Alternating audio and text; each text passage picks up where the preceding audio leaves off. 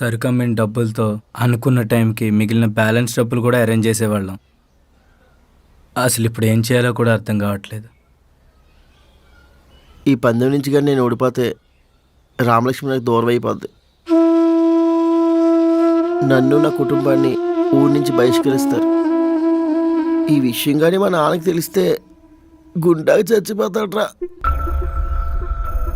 రే అలా ఏం అవ్వదురా. మనం ఎంత తక్కువ టైంలో ఇంత డబ్బు సంపాదించడం మామూలు విషయం కాదురా. ఇదంతా ఎవరు చేసిన అందరికీ తెలుసు. మీరు ఊ అనండి, ఆ ప్రెసిడెంట్ గాని గుడ్డ వల కొడతా.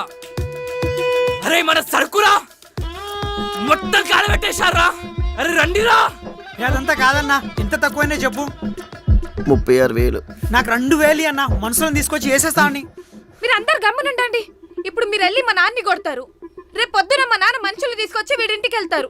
అప్పుడు వాళ్ళ నాన్న పరిస్థితి ఏంట్రా?